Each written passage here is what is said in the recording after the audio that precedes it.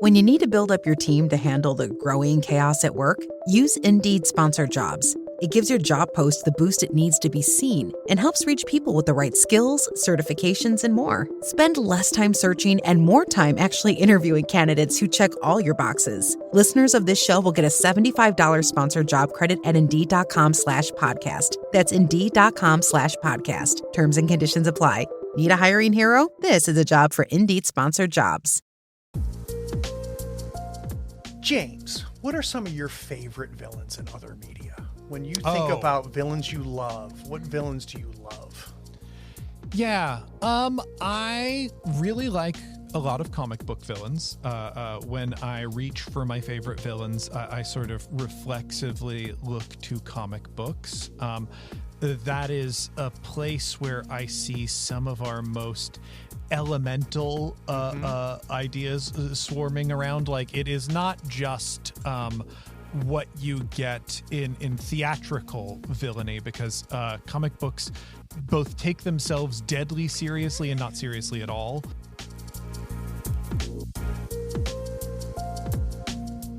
Welcome to Tabletop Talk, the podcast where I delve into the minds of tabletop gaming creatives. Join me as I uncover their creative process and inspirations. You are in the right place if you enjoy listening to thoughtful interviews with creative people. I'm Allison Arth, and when I'm not busy disagreeing with Craig Shipman about his feelings on Billy Joel's songwriting capabilities, I'm listening to Tabletop Talk. Howdy friends, Craig here. My guests today are Dillin Apelyan and James D'Amato. Dillin is the current host of the One Shot podcast. They helm several popular productions and have appeared on media giants such as Dropout and Critical Role. They have also designed and authored several successful role-playing games, including Hunt, or Ed, which we've played on the channel, and Guys in Chairs. Dillin, welcome to the third floor. Hi, thanks for having me.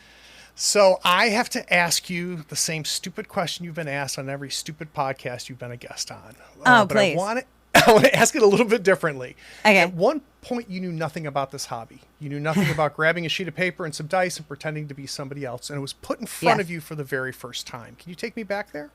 Yeah. Late into high school, I was a young goth, and so I fell in, as many do, with the Vampyre the Masquerade crowd. Excellent.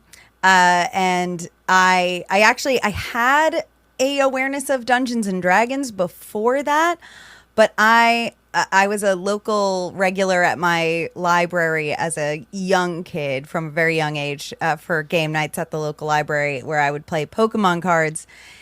And then I remember, like, seemingly overnight, there was a big shift where suddenly no one was playing Pokemon and everyone was playing Magic the Gathering. And I instantly didn't like it. And I also did not like the attitude that people had towards me when I was trying to learn it. And when I had heard about Dungeons and Dragons, for some reason, I thought it was the same kind of game. Like, I knew they were related in some way. And so my brain just went, no, thank you. And so I was playing Vampyre the Masquerade for years before I learned that Dungeons and Dragons was actually a game similar to that, and that there were other things. But by then I had made my way through the World of Darkness catalog and was kind of firmly in that camp.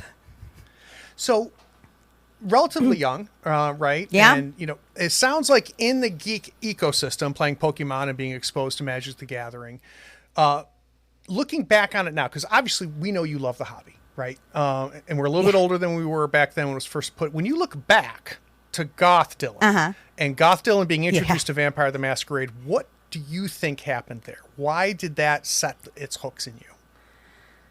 I was dramatic. I was a dramatic kid. And I think something about Vampyre the Masquerade, like, had I been introduced to Dungeons and Dragons probably first, I don't know if it would have grabbed me back then. I know that a lot of people were playing it for the strategy of it all, and I was really there for playing interpersonal drama well beyond my years, which was the fun of it all. And so that was what grabbed me. I was a goth. I was a theater kid. I was deeply romantic, like from a very young age. And so it was just all the right ingredients to get me. I was also so angsty. So then, like, you fall into Vampire the Masquerade, and next thing you know it, you're playing, Demon the Fallen, and you're deconstructing religion, and you're getting, really upset about God. And, like, it's just like it really snowballs. But it was all of the things that I was already primed and ready for during that age, and then into my 20s when I really spiraled into all of those games. Yeah, it was perfect. So, when you look back on it now too, Dillin, what freed you from the confines of the world of darkness? So what was the kind of the next games that came in and said, hey, there's actually more than hating everything and being sad and kissing? Yeah, a long time. So I eventually rediscovered Dungeons and Dragons, learned that was a thing. I found some fun with that. And then into my 20s and early 30s, I had found myself really weirdly enmeshed in the steampunk community in the Northeast US. And the steampunk community is just, it's rife with nerdery. And when I would go there, there was always, at every single event or convention, there was always a gaming element. There was always a gaming floor. There was always a hallway where people were squirreled away playing games. And that was my kind of first introduction to the wider world, although it took a while for me to become really obsessed with it myself. I was, for a time, on the board for a steampunk convention, running the gaming floor for a steampunk convention, organizing the tables, awful. And running games. Man, it was bad. It was wretched. It was. And I love you all. Love you all. It nothing but adoration in my heart. But it was dreadful in a lot of ways, but I was doing all of that, and I still didn't know the whole wide world, because we were running all these tables, running all these games, and it was still 90% D&D, Pathfinder, and the occasional World of Darkness, scattering, and then I became chronically online, and then I learned about just so much more. And I think honestly it was the escalation of that was so fast. It was one day somebody introduced me to some Grant Howitt something or other, and the next day I had lost my mind.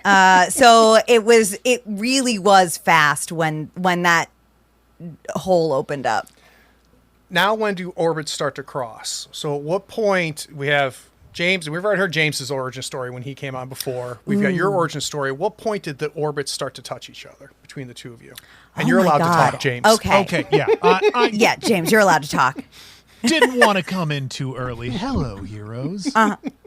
I know that I saw Dillin sometime on Twitter, and, it's the sort of thing where I was so deeply part of the actual play world that, when somebody starts coming up in a lot of conversations, I take notice, I try to watch their work or whatever, but I was also in the middle of... There are 2 or 3 times in the course of the show's history on One Shot where I had to take breaks. There's when my mother passed away, and when my child was going to be born. And I think the first time Dillin got pulled into something was I was like, hey, here are a list of people that I would like to be on the show so I can like listen to them on the show. I'm not super organizing this part. So like, this is a person that I want to get around to at some point. And then I know there was, before my child was born, a point where I was like, I need to do very simple games. I think it was actually running Captain My Captain. And I was like, I want to play with people that I have not played with before, specifically. And I know I tapped Dillin for one of those. And that's actually the first time that we got to meet. So I was coming up. James was famous. I don't know if he knows that, but James was. So I was when I was coming up. I had an awareness of him, like pretty early on. Like I was doing the actual play slog that everybody does when they start getting into actual play, where you're just doing a million streams and not really knowing why, and then once I found my niche, like my happy place in doing this and actually enjoying it, which was when I was like really switching my focus to making like really intentional actual play and really artistically focused actual play, and also really getting into game design, is when I really like became like aware of James as more than just like a name and a person, and as this person that was like deep, and also someone who was like deeply in the same niche that I was, that like this was somebody who was making like really serious actual play and like campaign, and also had a really big focus on indie RPGs and the creation of them and things like that. And then I got invited onto One Shot, and I was terrified of this man. I was scared of this man so much. I guested on a One Shot. We played a Descended from the Queen game that I can't remember the name of. It was in space, and it was very sad. Yeah.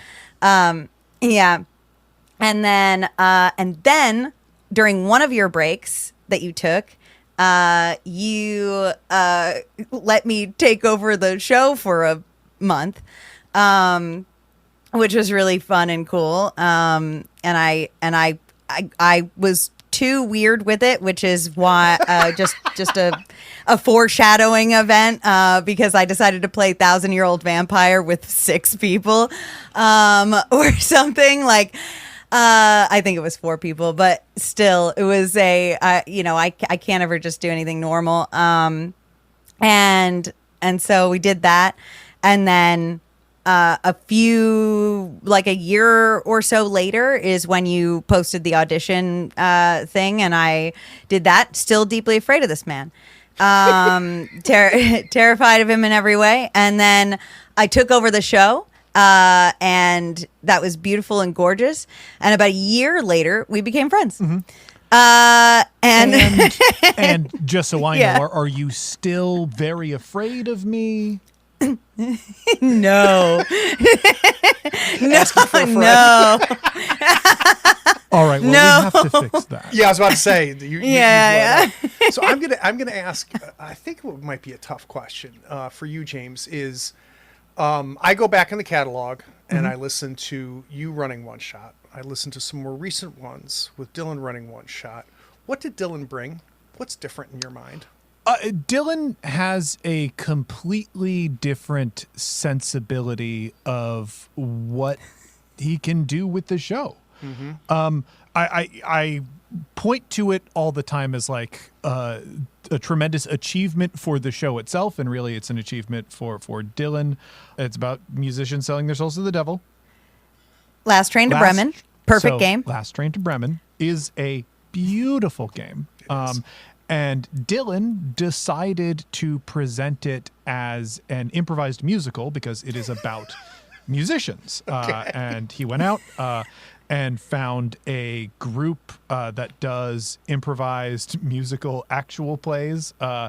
And also like went to where they record and did a in studio bit with them and like took classes with them, immersed himself in this thing where the very concept of singing publicly terrifies me to my core.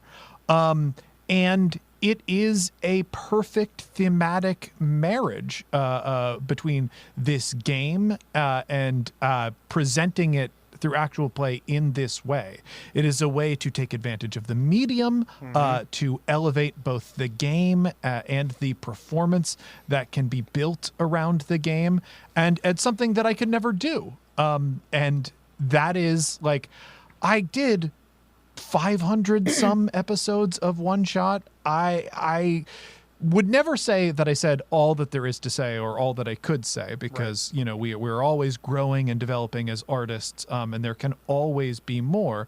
But I really did explore a lot of what I thought I could with the show, and really what I needed in anyone taking over the show after me is someone who could and would go to places that I would not. And that's what Dillin has that is different. It is just, you know, the experiences that built someone like Dillin Apelyan are so very different than the experiences that built someone like me.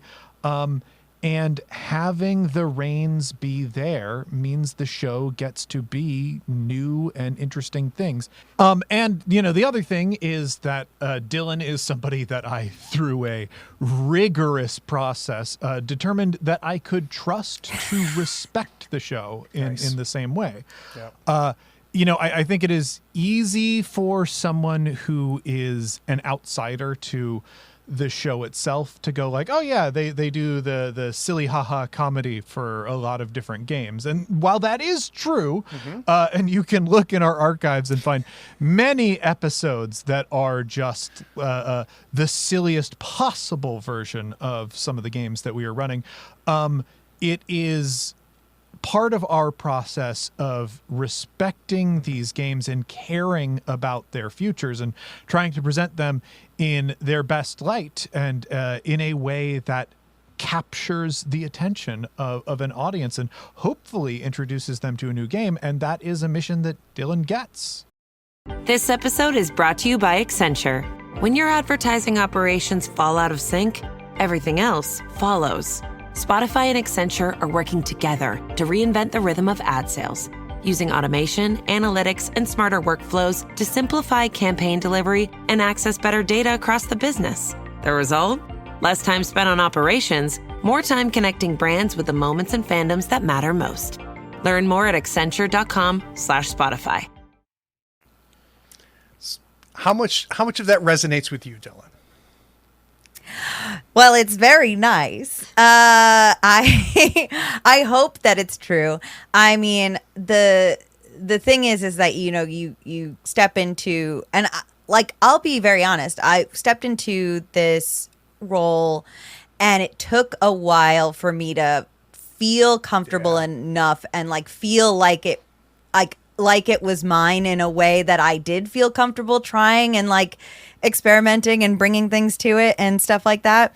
It really, like, my first year, I kind of stayed as true to form as I could, and I was like, we're just gonna play games and be silly and make good comedy and be fun. And then after I really settled into it and stopped being terrified of James, that is really when that shifted and when I started to experiment more, and when I think I've made some of my best stuff on the show for sure. Year 2 was big, and year 3 is going great so far. So I feel like I can take that compliment. I'll eat it. Well, as somebody who was a longtime listener when James hosted, and now is a longtime listener with you hosting, it's really interesting because now I associate the show with you, right? So now, because there was a period of time where it was just like, oh, that's right, you know, we've changed hands.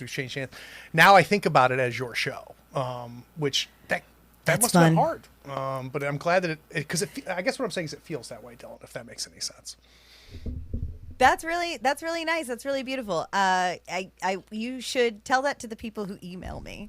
And, those people can email me if you've got nice things to say about when I was on the show. I miss hearing that. You don't need to bother Dillin with it. Well, you know what just happened is something I get on a soapbox about all the time. That's the first time I've shared that with you, Dillin, that I love you as the host of the show, right? And I've been listening for how long? And it took me tricking you to come on here before I said that.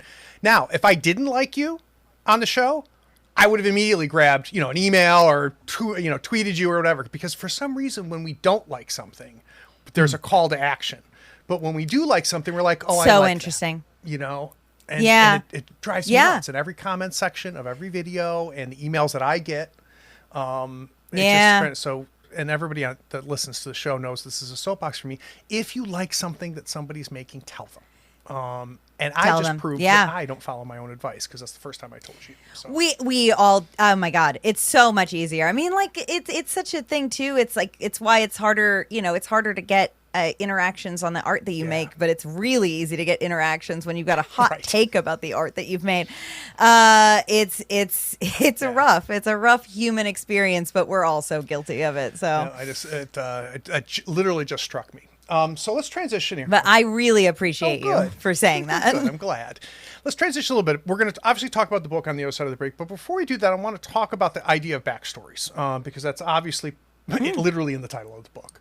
And in my mind, in this hobby, there's a kind of a spectrum, right? Which is give me a pre-gen or even give me nothing and I'll build a character in play. No backstories. I know nothing. I'm just going to see that character emerge all the way to the classic trope of I'm going to have 7 pages of backstory that I'm going to bring to a character I created, and then everywhere in between.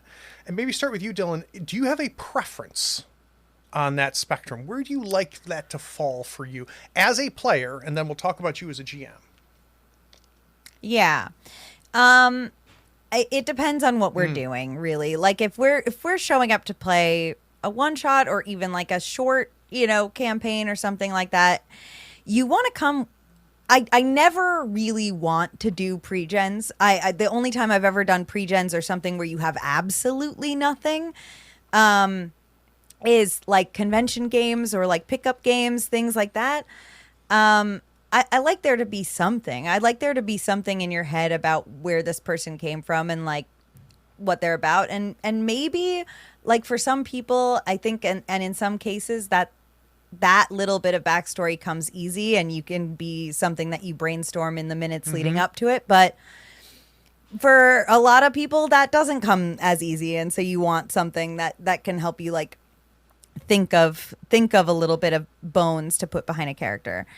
But if I'm like trying to make something intentional, which and something that has like, if I'm trying to set out to tell a really intentional story that has depth and growth and all of the kinds of arc and development and satisfaction that we want from all of the narratives that we consume in our life, I do want like a little bit more meat behind it going in, because I think that's where a lot of that juice comes from.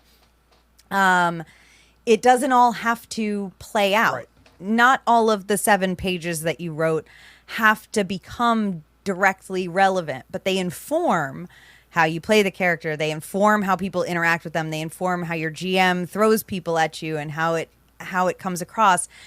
You may never reveal your tragic backstory, but it's still going to inform how you play that person, the choices that you make, and all of that. So I prefer, I lean more towards go ahead and have as much as you want and need to be able to pull a story out of that character. And then as a GM, I will take everything that you give me. And like I said already, like it may not all come up and be directly relevant, but I love it all. And I will try to poke at as many bits as I can. And I will try to like exploit as many bits as I can to yank the story from you, because that's what we're doing when we're directing a game like that. What for you, James? What I want is for people to care about the character that they're playing. And that can come from an improvised place where you love the discovery of something and you love making connections. And I, look at it almost like a katamari, like you are just adding things and scooping up the scenery to build this thing out.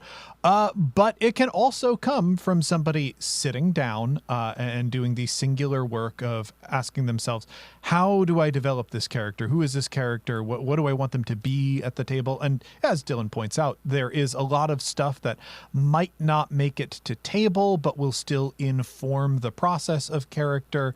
And there's a lot of stuff that can show up in the game. And as a game master, I see it as my role to respect your enthusiasm and to show you the things that you love about your character, to give you stages where you can embody all of that stuff that got you excited.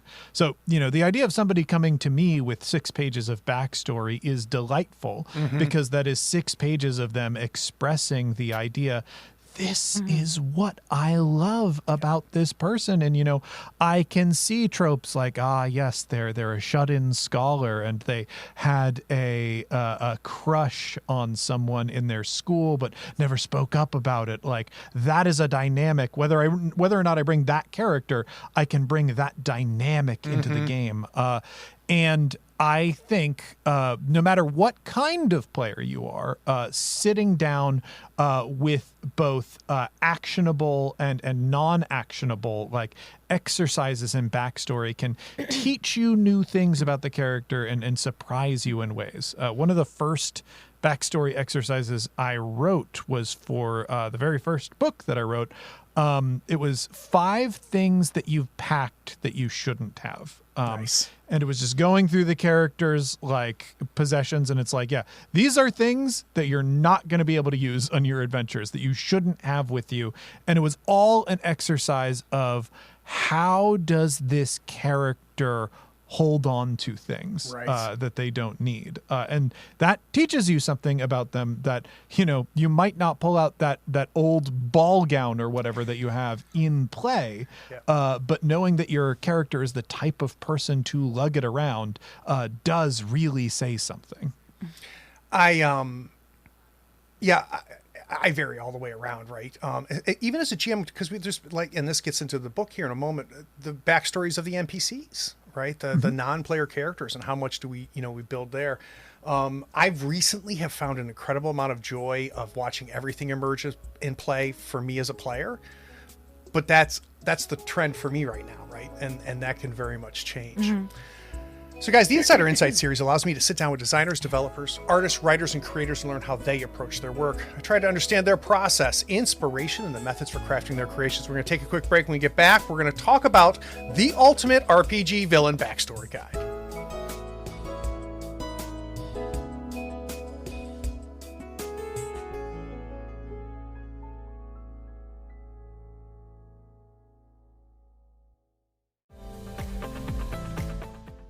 This is Sean. You may have heard of me from such movies as Brett and Sean Go to Illinois, 2 Motorcycles, 1 Stick of Dynamite, and Gaming and BS. What kind of RPG podcast is that? After my NFTs were stolen, I decided to become a patron of Third Floor Wars. The content is great and it costs me less than a good shot of liquor. So consider becoming a patron. It may just land you your next big role. Head over to patreon.com/Third Floor Wars. Tell Craig Sean sent you.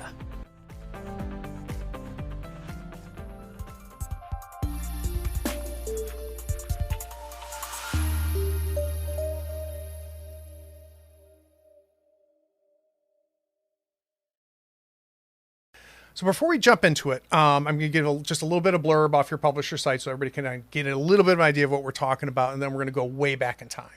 So the Ultimate RPG Villain Backstory Guide. This book is packed with prompts and activities to create compelling anti-heroes, enemies, and bad guys. It is part of the Ultimate Role-Playing Game series. Enter your villain era with this indispensable resource for game masters and players. This book exists. Your publisher sent me a copy of it. I thoroughly enjoyed it. It wasn't what I expected in a very, very good way. But that's the end of the story. I want to go to the beginning. So if we now look backwards, where did the acorn fall off the tree that eventually became this book? Where did it start to stir, and what did it look like when it did?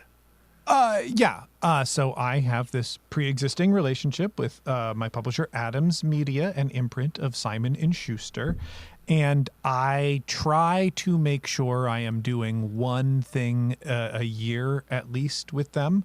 And sometimes I get to pick those projects and sometimes I don't. I usually send over a packet of like 10 different pitches and why I think they would work. And they will either select one of those or come back to me with an idea of their own. And this was a rare case where my beloved managing editor, Rebecca, was away on maternity leave. And there was another editor coming in, sort of learning the role, taking her place, and was like, hey, I have been doing research on the market. I love this like little tabletop niche you guys have. It feels like there's room for villains in this. And I was like, oh, yeah, I think the line could stretch to that. So it was a question of like the publisher coming to me with a challenge, being like, hey, you didn't have this idea, but this is the idea that we want you to do. And I was like, with the things that I was working on then, because at that point I had 2 tabletop game pitches, like and publishing projects sort of in development. One has sort of is almost out, and the other kind of fell through. But I was like, I can't do 2 games and this whole book at the same time and do all of those projects justice. Right. I need help. And where can I find another person who I trust to do good work with something that I hold dear? I know. I'll talk to the person who took over my show. And Dillin obviously is a great choice for it, because like to be a host of One Shot means you have to be 100 different villains. Right. So what's the phone call, Dillin? The phone call. James messaged me about it one day and was like, hey, I have an idea for, basically it was like, I have, a vague idea for this. This is what they want, but I have some thoughts.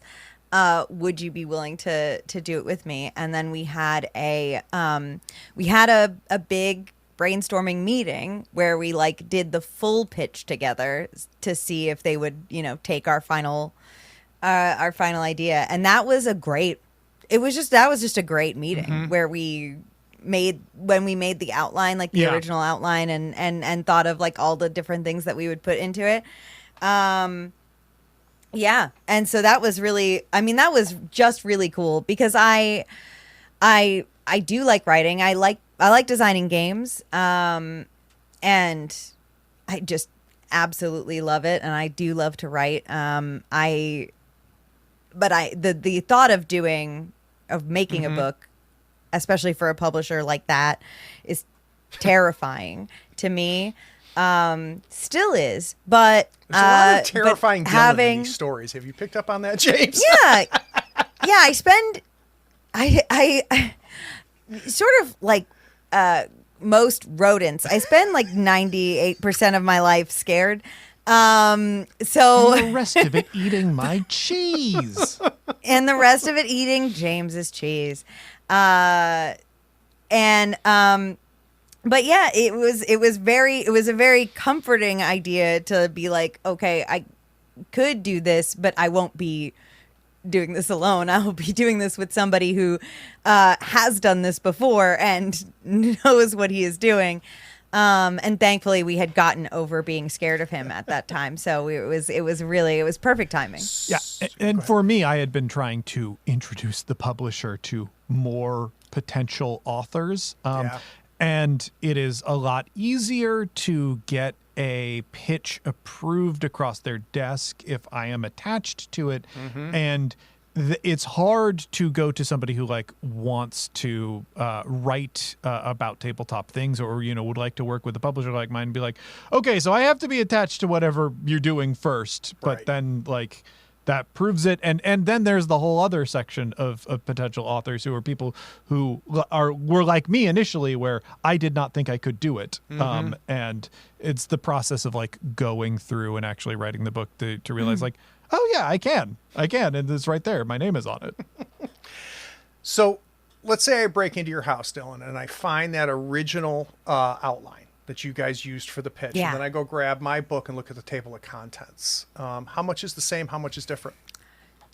Oh, there's a lot. A lot of that made it. At the very least, all of the in the book, we had like disseminated the villains into different like categories, the broad categories. Those all came from our brainstorming session. So like having the outlaw, the believer, the supernatural, the opulent, the leader, those all came out of that meeting.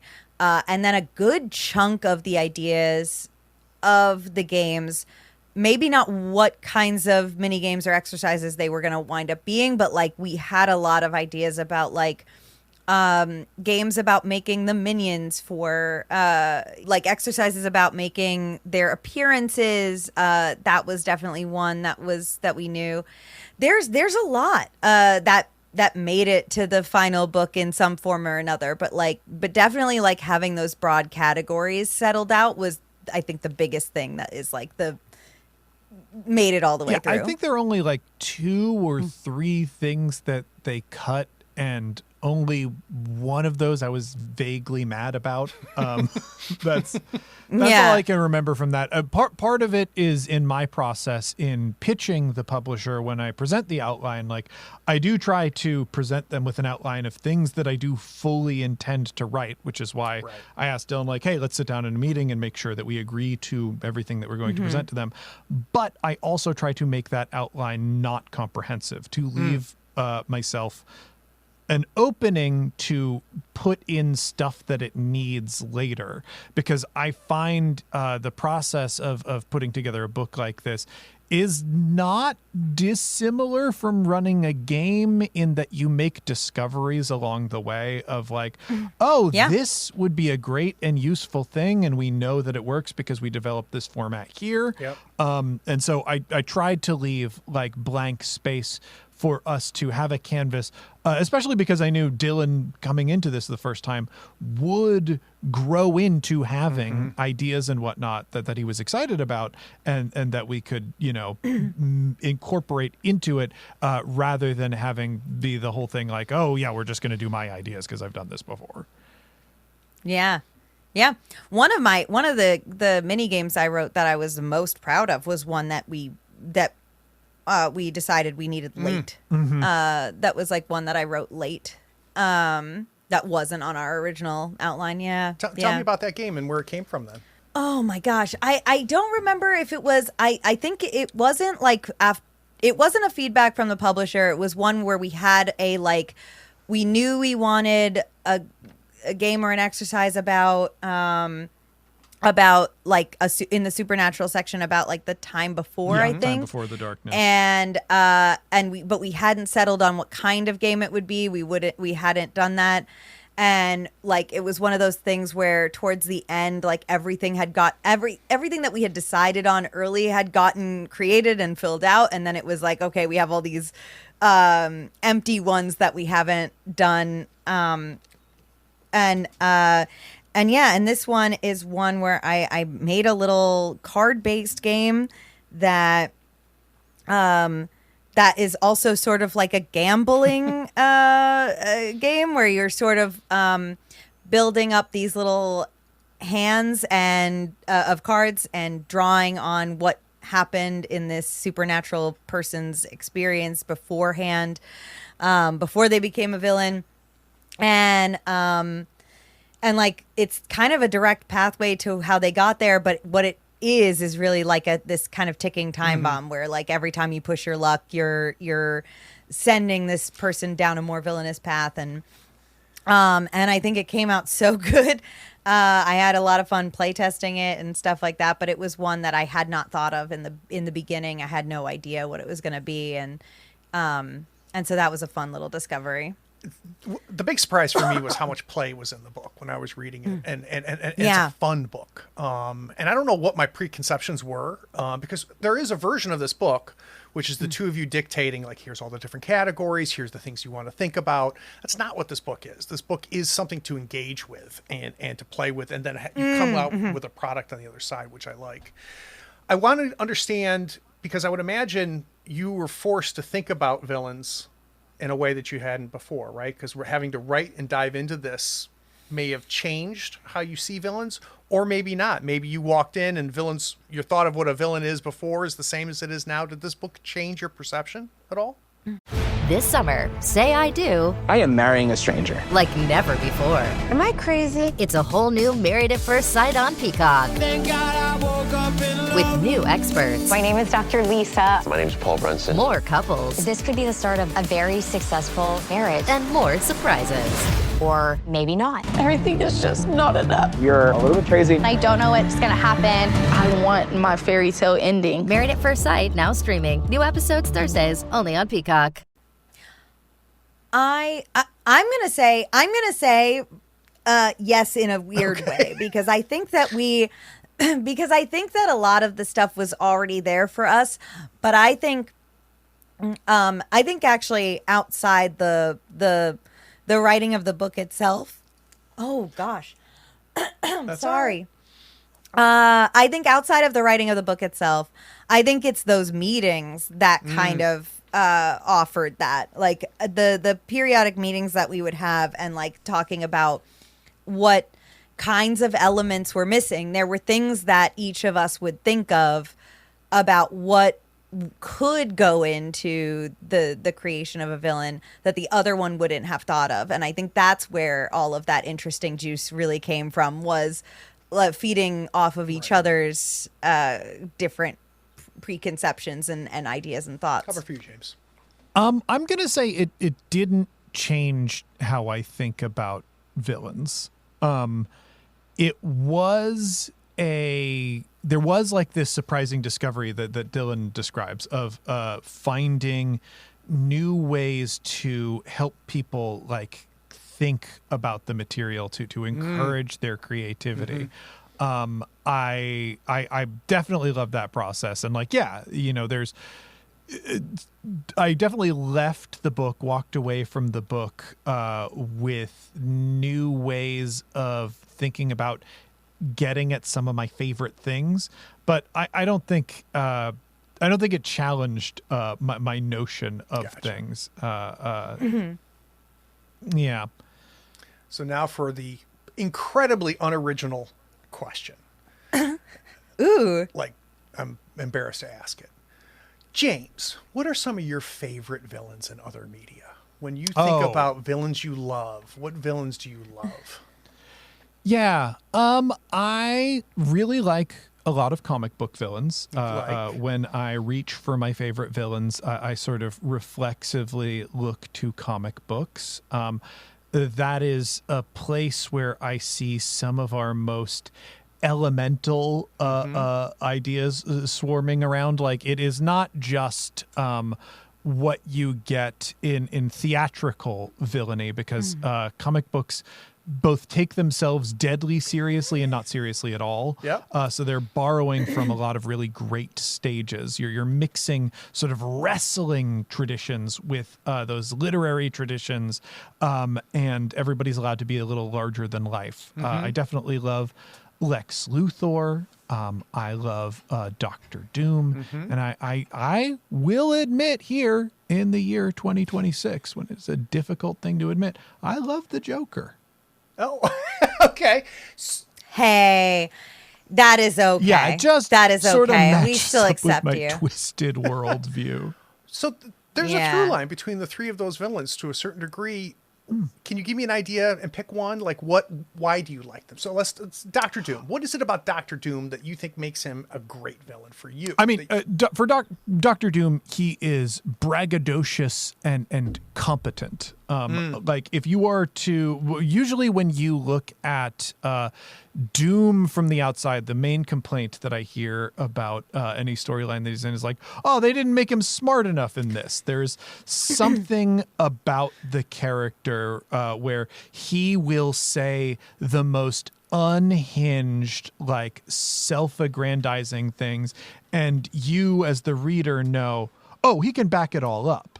Right. Which means if he is a force you are to contend with and face, that's like an intimidating thing. And I love actually having that at the table when I'm playing a role-playing game, because I want my players signing up for a challenge. I want them to be like, I am going to go out of my way. I'm going to work hard to overcome this obstacle.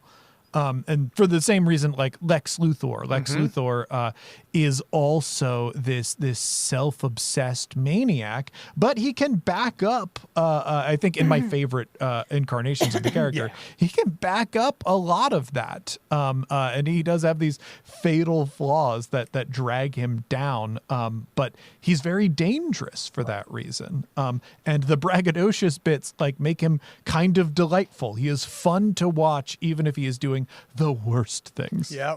How about for you, Dylan? Do you have favorites?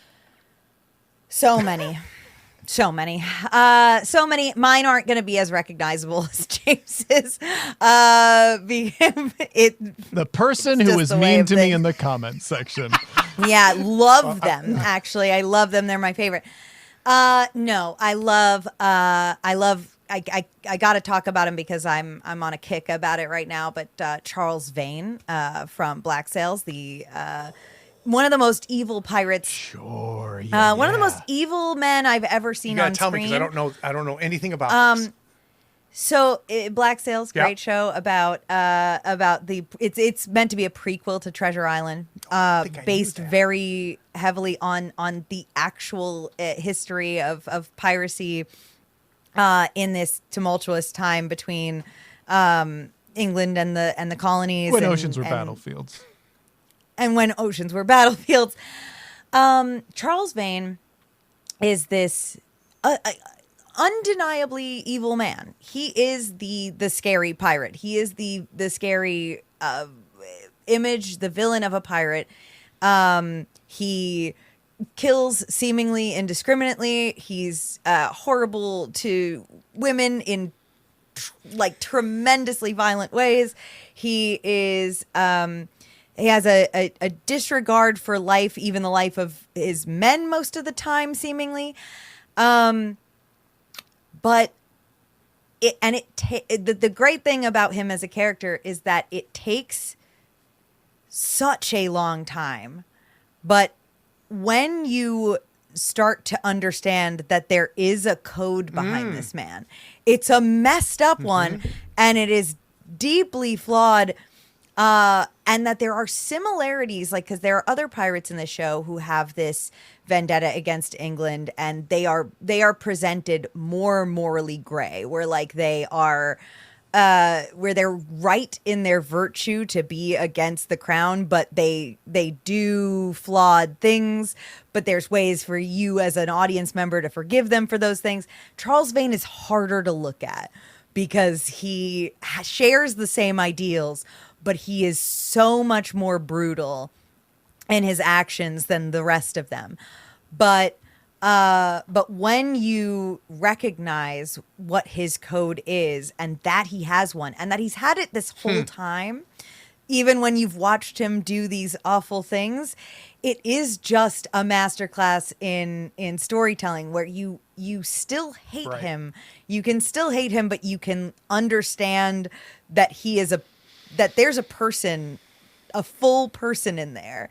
And I think that's an amazing example of a character. I also love Kenneth Marshall in Mickey 17, who is just if you took Elon Musk and Donald Trump and you mixed them together. It's goofy, but still so realistic. It's something that we all recognize. We recognize all of the words coming out of his mouth because they're just sort of rewritten, scrambled versions of things we've already heard our current world villains saying out loud. I love Jubal Early from Firefly. Who is the bounty hunter who like really believes that the government is correct. Really truly believes it in his heart and soul, and so to him he's not a villain. He is the guy taking down the bad guys.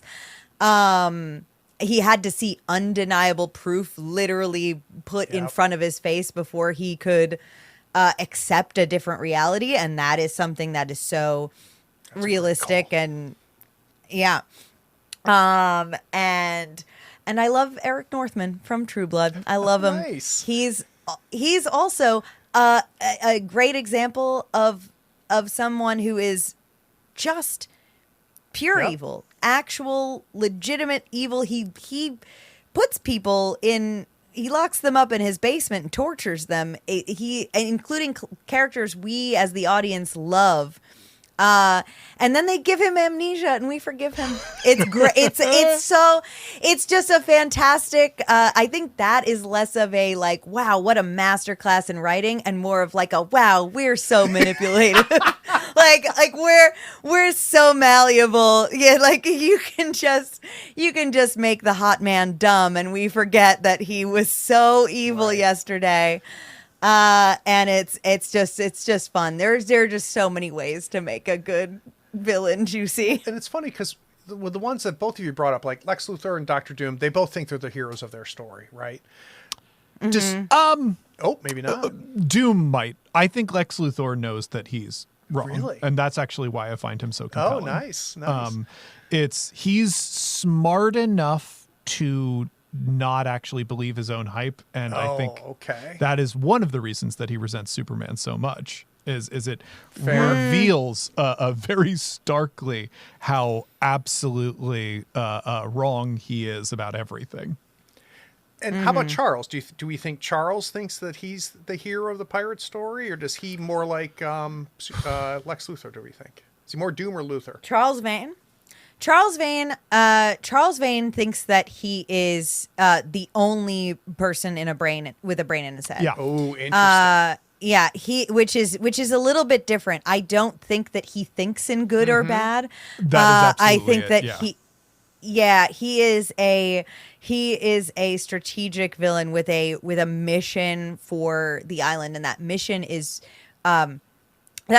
freedom from the crown, no matter what. It's interesting because juxtaposed against the other pirates who also want the same thing. They all have a vision for what comes after. Like, we'll get free from the crown and then we'll make our own governments and our own laws. And he's just like, we'll be free from the crown and I will kill whoever I want to. I will run my ship the way that I want to. I will be who I want to, and that's the most important thing. And he's just brilliant, and he is brilliant is the thing about it. And so I don't know that he even considers the definition of good or bad. And I think that he just knows that he's smarter than everyone. Yeah, my analysis of the character is he is someone put in a position where he has to survive in impossible circumstances, that the idea of good and evil are truly laughable concepts to his worldview. Very, very cool. Eric Northman knows he's evil, and he's fine with it, deeply comfortable. Yeah, and it's funny because one of the things that I'm realizing listening to two of you talk about that is how important competency is for me when I think about my favorite villains. Like, I need them to be very good. And I'll say, I don't need that from every villain. Really? I just happen to like a lot of them that are very competent. But no, I don't. Yeah, I don't need them to be good at it. Yeah, I do. I actually do agree with you. I like because I do love a villain that like knows their shit. But then you think about Kenneth Marshall, and he's an incompetent villain who just had a lot of money. And that's really fun. And we have a whole section in the book about that, about just having the resources to be evil can be enough to make you don't really even need to be that smart about how you use it, but if you just have unlimited resources, the world just allows you to be evil. And that is a type of villain. That's one of the exercises in the book, is literally building up the fortune of a villain that is just so vast that simply by owning a lot of things, they put evil into the world without even having to actively do it. Yeah. There are no good billionaires argument, right? Exactly. And then on the smaller scale, you've got, I hate that I'm bringing up Firefly twice in the same conversation, but you have Badger from Firefly, which I also really love, where he's a little bit incompetent and a little bit of a small fry, but he is just constantly in the way and constantly doing the work of bigger, smarter, evil people. But he's the one that we see. He's the face of the big, of the bigger problems. And so he's allowed to be a little incompetent. And I love a Ludo from Star versus the Forces of Evil, or perhaps more recognizably, Jesse and James from Pokemon, who they're bad. Yeah. They love being bad and doing bad things, not good at it. Right. But you love to watch them do it. Yeah. If I truly think of Jesse and James in terms of tabletop as they are literally the other 3 PCs who are just showed up with evil characters, and the GM is like, all right, I'll figure out a way that you're all in every game. It's fine. It's fine. We'll figure it out. And I adore it. And I wouldn't trade moments like that for the world. It's like, I love a variety of different villain types. I think it's all cool.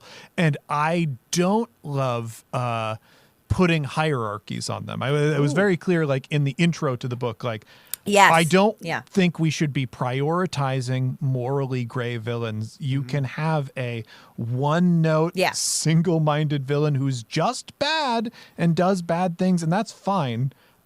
Because there are villains like that in our real world. Yeah. Very cool. Guys, we're going to take one more break. When we get back from this break, we're going to find out not what they've made, but what they consume. We're going to have them give us one thing we're sharing. But before, scroll down, go to the show notes. There's a link to check out this book. And like I said, the thing that surprised me the most is how much fun I had reading the book and how much play is inside of this book. We'll be right back. What's that, bud? The Lincoln Summer Sales event is on now with exclusive offers? Oh, so you want to feel the wind pouring through the available open panoramic vista roof on a road trip? And spend the afternoon beachside hanging out on the back of the spacious Lincoln Splitgate? Okay, I'll schedule a Lincoln test drive today, right before your vet appointment. Visit your local Lincoln retailer or learn more at Lincoln.com.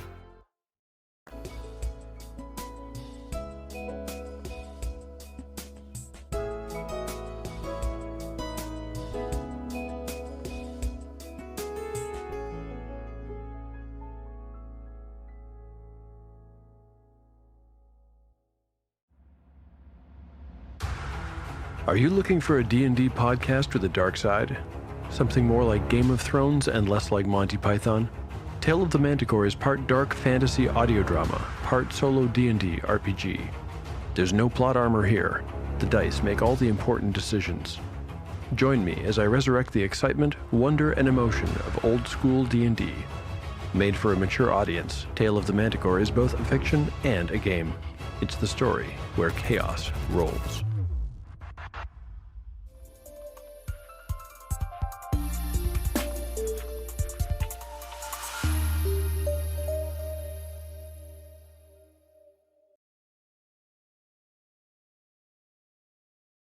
So this has now become I used to be something that would come up in conversation. And we did a little bit with Black Sail and with Firefly. But it's now become the official end of every one of my podcasts now, because I'm realizing it's a beautiful bookend to the way I started, which is where did you come from, right? And try to understand the creative product, I want to understand the creator. So where did you come from? What was the process of making it? And then here I like to find out, when you are not making, what are you consuming? What are you taking in? So maybe start with you, James. James, is there something recently, a video game, an RPG, a TV show, something that got its hooks into you in the way that you hope stuff that you make gets into other people? Yeah, I am loving Witch Hat Atelier. I have been reading the manga for a year and a half, maybe, and there is a new animated series on Crunchyroll adapting it, and Witch Hat Atelier is one of the most artistically rich and gorgeous pieces of media to come out of like the anime manga style of creativity. It is about a world with magic and witches where most people in the world believe that you have to be born a witch. But the secret is actually magic is writing sigils, and really it's drawing these spell circles, and through that magical effects can be made.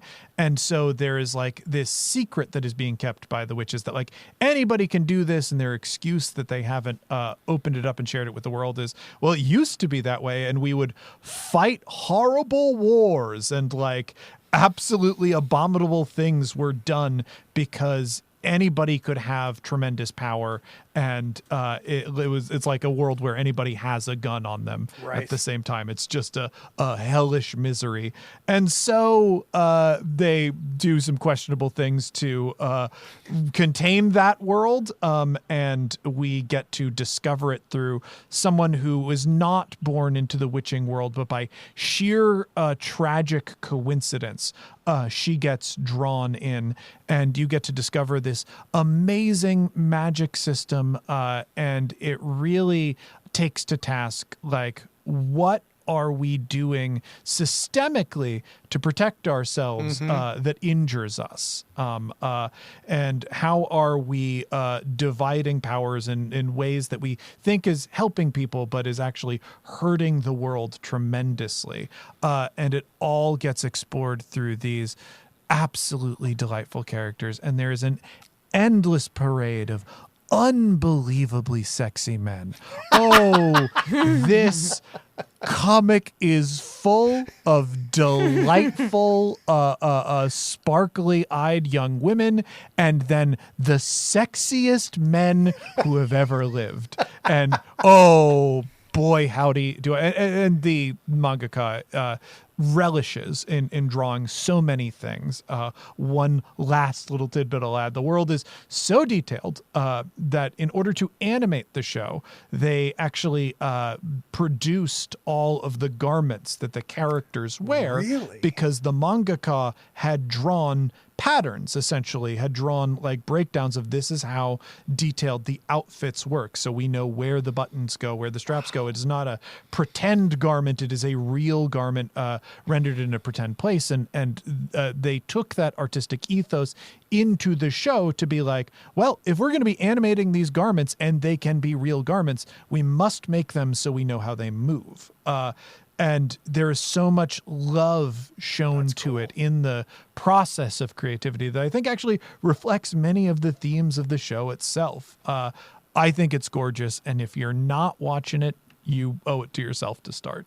So it sounds like you are so far okay with the transition in mediums then, from print to motion. Absolutely. Yeah. Absolutely. I think they've done a phenomenal job. I do think that it is worth consuming both. I think the manga is so richly drawn. There are many Art Nouveau flourishes in the line work that you can appreciate on the page of the manga that can't be animated because they've already put a lot of effort and budget into producing this, and it looks gorgeous. But to take it that step further, it would be like, oh yeah, we can produce a season once every 10 years and it'll cost $100 million or whatever to do. And they can't do that. So instead, appreciate them both separately, because they are wonderful, gorgeous explorations of this really wonderful work.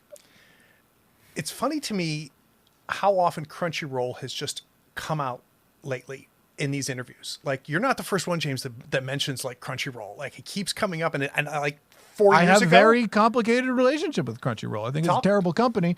Oh, really? Company. I didn't know that. Yeah. They, for Mob Psycho, which is another fantastic anime, really enjoyed it. For their season 3, they just recast the voice actors rather than paying them a reasonable amount of money. I don't like those practices and hate them very much. I do think that you should support shows that go through Crunchyroll, and part of that, buy the manga. But I have real issue with that. I think the thing to take away from that is actually what I think of the Japanese tabletop scene as well, is we get to see some truly wonderful things that come over because those are the things that money was invested into. Right. Somebody is picking what we get to see either in dub or sub. And I think that's great. And I just tremendously respect the people who make very real sacrifices over there to make these stories. Excellent. How about for you, Dylan? What has gotten its hooks into you?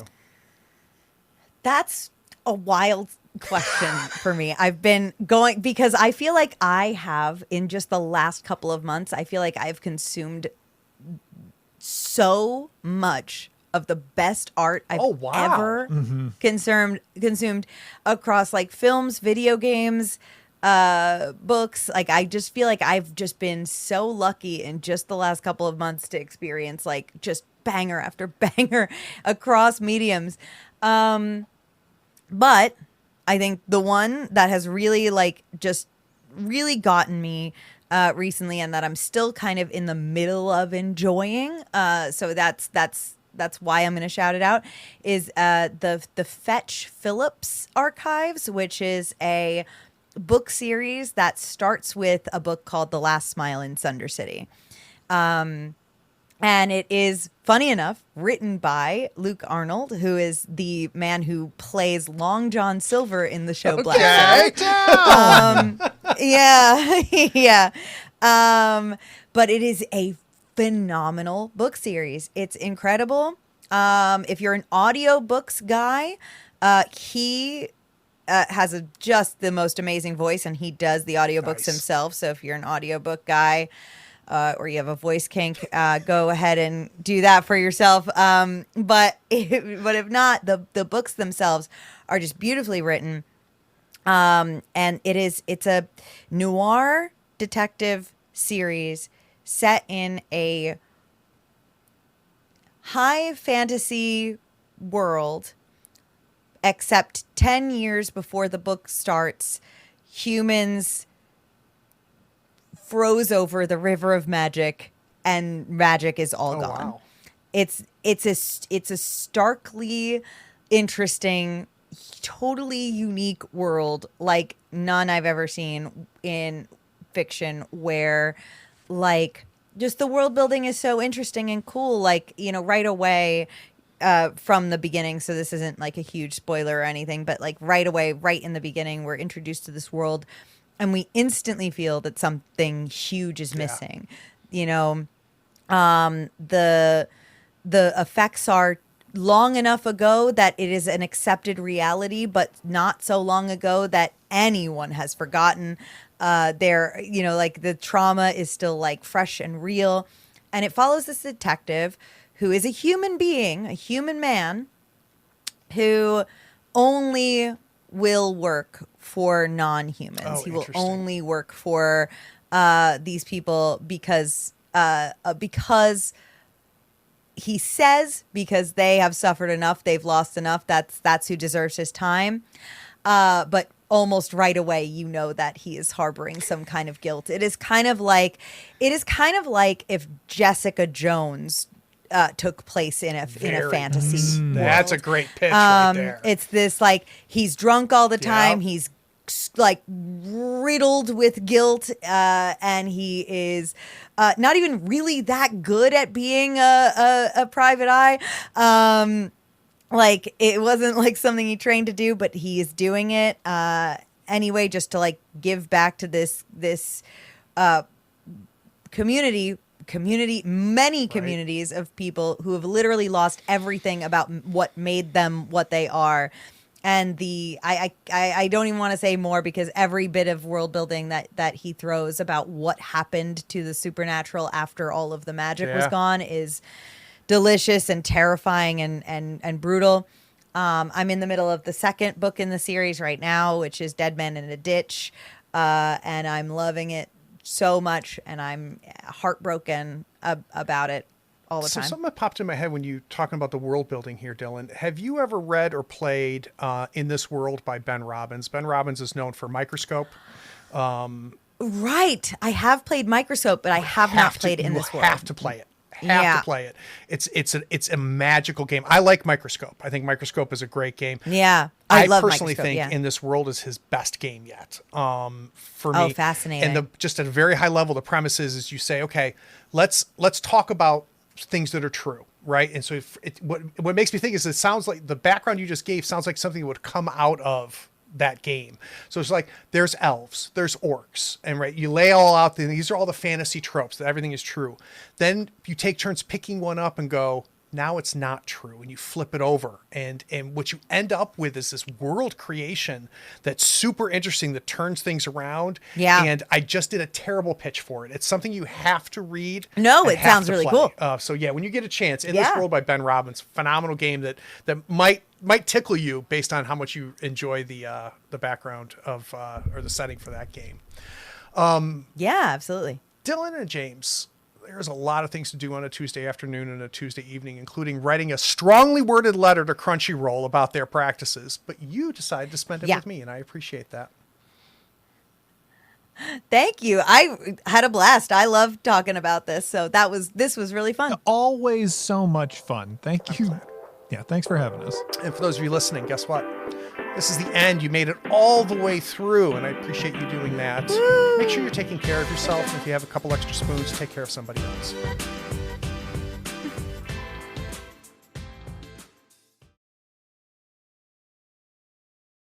Hey, are you still here? Look, the podcast is over, and you sat through all of the breaks and bloopers? Well, I mean, if you're here, you might as well run over to patreon.com and become a supporter. Don't forget to rate and review this podcast too while you're at it, on whatever platform you're listening to. I do appreciate you sticking around. Take care.